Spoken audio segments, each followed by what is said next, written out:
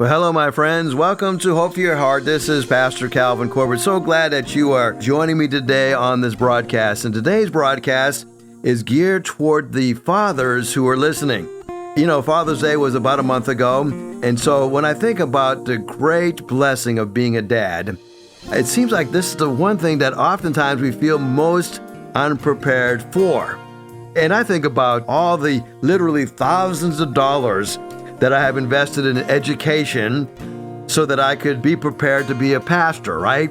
And years of my life was spent in going to get a bachelor's degree and then get a master's degree and 7 years of secondary education. And who knows how many thousands of dollars I invested. A lot of money, right? Nothing wrong with that. I think that if you want to excel in any profession, there's a lot of time that you're going to invest in preparation. And if you put more into your career, you're going to get more out of it. And even doctors, doctors stay on top of their field, and the best doctors are ones who are constantly doing research, constantly increasing their knowledge of their field of expertise. But when it comes to being a dad, it seems like we don't have a lot of preparation for that. Children, they're a gift from the Lord. They're God's reward to us. Psalm 127, verse number 3 says. Proverbs 22:6 says, train up a child in the way that he should go, and when he's old, he'll not depart from it. And so I want to offer some hope for those who are dads. Maybe you're a grandfather today, and I want you to understand that if you're going to be a good dad, if you're going to be a good grandparent, preparation is essential to success. Homes are built on the foundation of wisdom and understanding. Proverbs chapter 24, verse number 3. So by failing to prepare, you are preparing to fail. And when you look at parenting, we learn two things are essential to building a home: wisdom and knowledge. You've got to know what to do, but you also have to know how to do it. So it seems like our society is very thirsty for knowledge, but we're starving for wisdom. In Daniel chapter 12, it says, Daniel rolled up the seal and the words of the scroll into the time of the end. And he said, many will go here and there and increase in knowledge. Daniel understood that toward the end of human history, there's going to be this thirst for knowledge. It's actually a prophetic sign that we are getting near the end of time. Knowledge has this addictive nature to it, doesn't it? That's the way social media, that's why that is so powerful, right? But knowledge also has a freeing power. One can have knowledge without wisdom, but one never will have wisdom without knowledge. So, since we don't know, we prepare. I don't know what I need to do, I'll figure it out. And so, to help you look at this matter, you got to be in God's Word. What does God's Word say about the role of a father? How can I be prepared to be a good father? Well, one of the things you can do to be an excellent dad is to really love your wife. I think one of the best gifts you give to your children is loving their mother, loving her unconditionally, and loving her with respect and honoring her. That's how your children are going to learn how to respond and how to treat their spouse. They will base it upon how you treated your spouse. Now, families also need a church, right? A biblically functioning family needs a biblically functioning church. Quality family time cannot take the place of the church. You need both. So we always need to be learning, always applying God's Word to our hearts and to our lives. Faithfully being involved in attending church and participating in church, serving in a church, being involved in a small group. These are ways that you learn to become a better father. And you provide an amazing example to your children. So don't just drop your children off at church. Go to church with them. One of the things that we have done to help with this on our Wednesday night programming, when we have things for our children and for our youth, we also have things for our adults. We have 2 adult Bible studies on Wednesday night, so that while your children are learning God's Word, you're not just dropping them off and going to Target or going out to eat. You're learning God's Word as your children are learning God's Word. Furthermore, you're giving your children a wonderful example that you never get too old to learn about God's Word. You constantly learn God's Word. So the first step in being a good dad is understanding that preparation is essential, always learning and always applying. Number 2, time is priceless, but time is also powerful. Proverbs 19:18, discipline your children while they are young enough to learn. In other words, begin at a very young age to discipline your children. Now, I think most parenting is done backwards, right? When our children are young, we say, que sera, sera. Children are going to be children. Kids will be kids. And we kind of let them do whatever they want. That's really backwards. As they are young, you hold a tight rein on them. You limit where they go. You limit their friends. You limit the materials that they are exposed to. And so you're very careful who's around your children, right? And that's the way it should be. You're teaching them discipline while they're young. And then as they get older, Proverbs 22:6 says, point your kids in the right direction, and when they're older, they won't be lost. So children are born with a sin nature, a selfish bent. There are times that are priceless and powerful in teaching your children. And I like to use the illustration of riding a bike, right? When you put a person on a bicycle, you point them and then you push them in that direction. And then as they learn to be steady on the bike, then you cheer them on and then you advise them. But when they're first learning, you get training wheels on the bike and you're right there every step of the way with them so that if they begin to wobble, you're right there to catch them. But then as they get older, the training wheels come off and then you can cheer them on, you can advise them on how to live their lives. So how do you know if you have made a powerful impact upon the lives of your children? You still have influence on their lives as they get older. So we've learned 2 things so far. Number 1, we've learned that preparation is key. Number 2, time is priceless and time is powerful.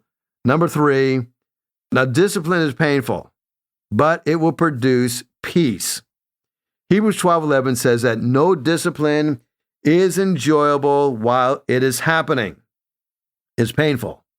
But afterward, there will be a plentiful harvest of right living for those who are trained in this way. So I don't know about you, but I don't know too many people who say, man, I love discipline. I think most of us would say we like the benefit of what discipline brings, but we don't like discipline. A while back, I went to my doctor and he said, after doing your blood work, you're borderline diabetic. And he says, you need to make some changes in your diet. You need to make some changes in what not only you eat, but you also need to start to exercise. And so I have taken my doctor's advice and I walk 10,000 steps a day. And I've also changed my diet. And he says, stay away from all the sweets and, stay away from all those sugary things that you love to eat and drink. And so I'm steering away from them, right? And trying to eat more fruits and vegetables. No discipline is enjoyable while it's happening. Now, I want you to know that I complained the whole time as I'm going through this whole process. It was painful, right? Your body goes through sugar withdrawals. And every time I would go and see some pastry, I would have this temptation, right? To grab that pastry and go ahead and consume it. It was painful. But afterward, if you live that disciplined life, you enjoy a peaceful harvest of right living for those who are trained in this way. So I want to do a contrast between discipline and punishment. Now, when we look at punishment, the purpose of punishment is to inflict a penalty, right? That's the old expression, you did the crime, you got to do the time, right? Here is your punishment, here's your penalty because you did something wrong. Discipline, on the other hand, doesn't just look at the immediate, it looks at the purpose of it and to promote growth. Okay, you messed up. How can you learn from that so you grow? Punishment deals with the past. That's what you did in the past. Discipline, however, deals with the future. Discipline says, what can we do different so that you don't repeat what you did in the past? Punishment also has this fear, right? And to a certain degree, punishment is effective. One of the reasons I don't drive as fast as I'd like to drive is because I have this fear of getting pulled over and getting a ticket. And I had this fear of my insurance rates going up higher than they already are. And I have this fear of having to pay the court this money, right? And so that is my attitude is I'm not going to speed because there's a punishment related to that. Discipline, on the other hand, is based upon love. When I love my wife, I'm not afraid of her. I love her, so I'm faithful to her based upon love. When you look at punishment, punishment focuses on the fact that you feel guilty for what you did. Discipline, on the other hand, is I feel the security. When the Lord disciplines me, he does it because he loves me. Whom the Lord loves, he disciplines, right? That makes me feel secure. As a matter of fact, they did a test many years ago of children, and they discovered that children really appreciate the security they have by having a fenced-in area. And they like to have a yard that's fenced in so they don't just wander everywhere. And they did an experiment with having a fence and then removing a fence. And they discovered that when the fence was removed, the initial response of the children in the playground was they all huddled around each other right by the entrance to the building. They had lost that security that the fence had given them. But when the fence was up, the kids were in all areas of the yard. They were in the back corner of the fence. They were in the side of the fence. They were all over the fence. They climbed on the fence to a certain degree. But when the fence was removed, they lost that security. So they huddled together. When we look at discipline, there is a way in which we should discipline. We should discipline calmly. Proverbs 29:11 says, "A fool gives full vent to his anger." So we've got to be calm. In Ephesians chapter 4, I love how the Living Bible puts Ephesians 4. He says, now, here's a word to you parents. Don't keep on scolding. Don't keep on nagging your children, making them angry and resentful. Rather, bring them up with loving discipline. The Lord disciplines those that he loves. So we discipline calmly. Second, we discipline quickly. Don't wait like a week after an offense to discipline an issue. In Proverbs 13:24 says, if you refuse to discipline your children, it proves that you don't love them. If you love your children, you're going to be prompt to discipline them. You're going to deal with it quickly. I find that kids forget things quickly, so I've got to deal with their issue quickly. So you do it calmly, you do it quickly, and then you do it accordingly. Proverbs 29:19. Words alone will not discipline a servant. The words may be understood, but they are not heeded. So you let the punishment, you let the discipline equal the age of the child. We call this age-appropriate punishment. So, for example, I'm not going to take my 18-year-old son and give him a spanking, right? He may turn around and give me a spanking if I try to do that. But I'm going to take something from him that he really loves. For example, I had a son who loved to drive, and he got his driver's license as soon as he could, but he was kind of reckless in the way he was driving, got in a little trouble at school. And so what I did is I said to him, I'm going to take your car keys, and you're not going to drive for 7 days. And at that time, he was driving to school. He said, well, Dad, how am I going to get to school? And I said, well, they have this wonderful thing that comes by, and it's a big yellow vehicle, and it can usually accommodate 60 or 70 people. And I says, the bus will take you right to your school and will bring you right back home. He said, well, how am I going to get to work, Dad? I says, well, your mother or I will be dropping you off at work. And then when your shift is done, we will come back and we will pick you up.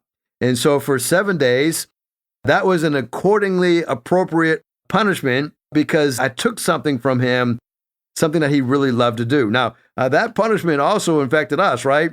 And I think sometimes that's why we don't discipline our children, because sometimes when we discipline them, it impacts us. Yeah, I had to take him to work and pick him up at work, and sometimes he worked till 11 to 12 o'clock at night. And so at midnight, I'm going to pick up my son from work on those days, and it would have been much easier on me if I had just said to him, well, go ahead and drive to work and then come right home. But then I would have been compromising the integrity of the discipline. So words alone will not discipline. They may be understood, but they won't be heeded. And then we punish accordingly. Fathers, don't scold your children so much they become discouraged and they quit trying. So as I'm doing it sparingly, I have found there's two areas in which I really try to hone in discipline. One would be direct disobedience. When there's a direct order that is given and it's disobeyed, then there's consequences. I also believe that attitude is key, right? The greatness of a person is never determined by their aptitude, always by their attitude. So we deal with attitudinal issues because you can be an amazing person, but if you don't have the right attitude, you're not going to succeed in life. So direct disobedience and copying an attitude are two things that will cause some kind of a discipline to be taking place. We've learned so far that when it comes to this matter of discipline is painful, but it produces peace. Time is priceless and powerful. We've got to be prepared if we're going to have success in raising our children. And number 4, biblical principles should be repeated habitually and followed passionately. Now, Moses gave wonderful words to the children of Israel and how to raise their children. Deuteronomy chapter 6. You must commit yourselves wholeheartedly to the commands that I am giving you today. Repeat them again and again to your children. So there's that repetition. There's that habit. We need to hear things over and over and over again. Talk about them when you're at home, when you're on the road, when you're going to bed, and when you're getting up. So be passionate about it, right? All parts of your life, you're committing biblical principles. Tie them to your hands. Wear them on your forehead as reminders. Write them on the doorposts of your house and on your gates. So you're passionate about it. The word is not just a Sunday morning thing. This is something that we're passionate about. This is a lifestyle that we're living according to God's word. And then number 5, parenting must be personalized. Psalm 139, train in keeping with his individual bent or gift. That's the Amplified Version. Wonderful translation. The bent or the gift of your children. You know, I picked up playing golf because I had a son that liked to play golf at one time. Now, I never became a very good golfer, but I learned that if he likes golfing, I'm going to like golfing. I picked up some games that we like to play as a family because I have a son that is very good at the board game called Catan, very good at some other games that we like to play. And so I picked up these wonderful hobbies because a family member liked those hobbies. And right now, as I look at the military, I've become quite experienced in some of the ways of the Coast Guard, right? Because I have a son that is in the Coast Guard. So when we look at areas of uniqueness, parenting must be personalized. And Psalm 139, God made our whole being. He formed us in our mother's body. David says, I'm going to praise you because I am made in a wonderful and an amazing way. So parenting must be personalized on 4 levels. Number 1, personality. A uniqueness of the personality of your children. Knowing their personality. Number 2, their learning style. Each child learns different.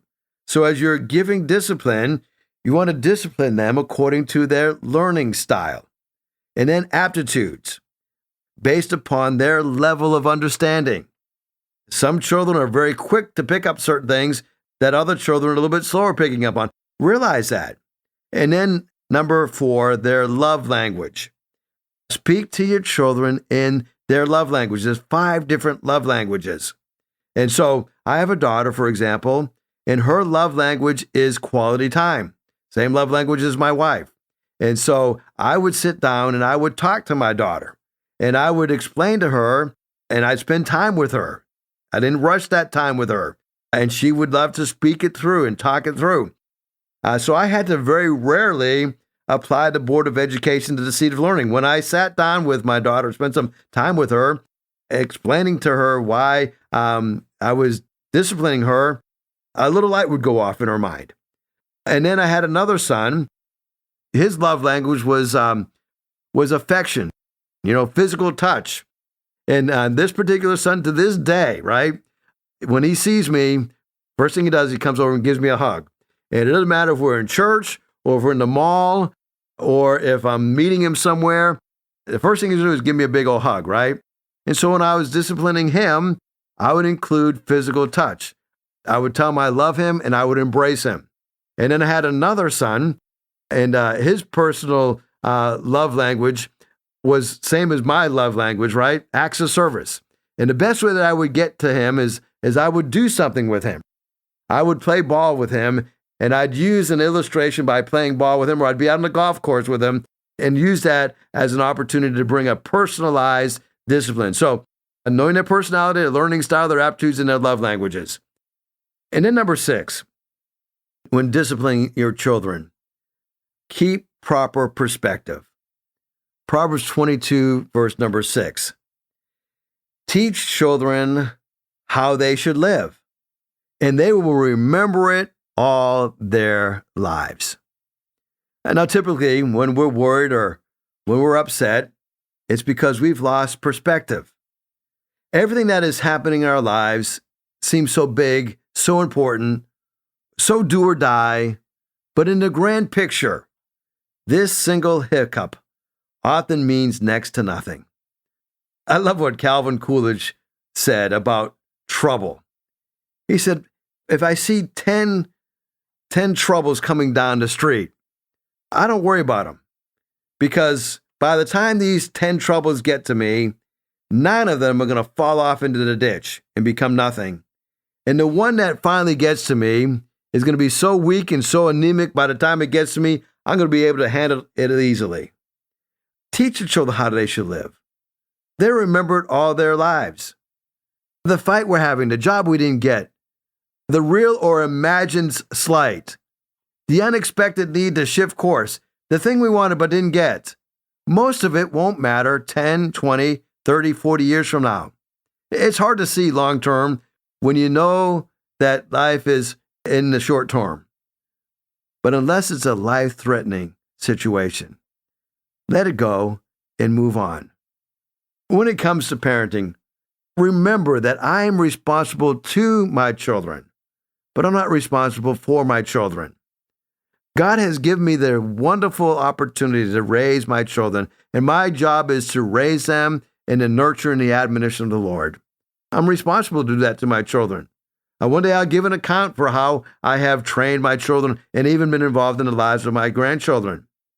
But I'm not responsible for them. In the Old Testament, it's very clear that the parents are not to be held responsible for the crimes of the children, and the children are not to be held responsible for the crimes of their parents.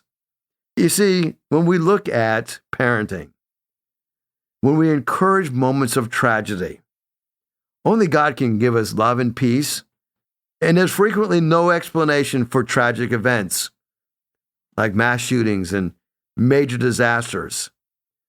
In Genesis chapter 6, it says that God looked at the earth and it was so corrupt that God saw that it was full of violence.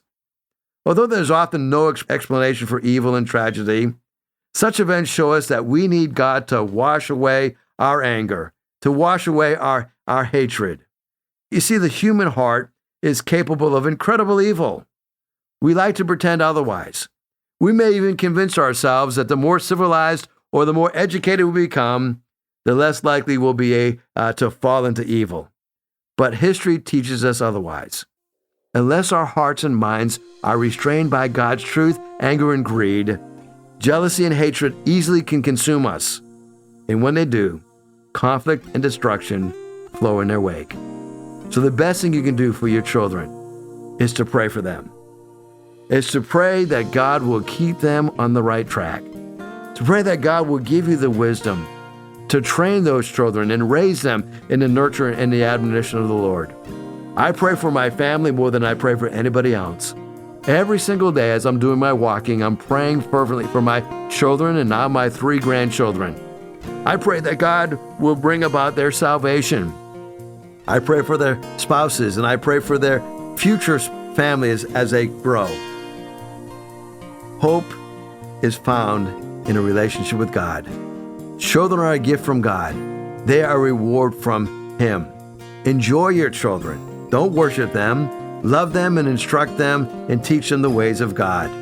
Train up that child in the way that he should go, and when he's old, he'll not depart from it. Have a great weekend. I'll see you next week. If you'd like to hear this broadcast again, you can have a free download at buzzsprout.com/1890557, or you can listen on Amazon, Spotify, Google Podcast, and Apple Podcast. Hickory Ridge Community Church is located at 3320 Battlefield Boulevard South in Chesapeake, Virginia.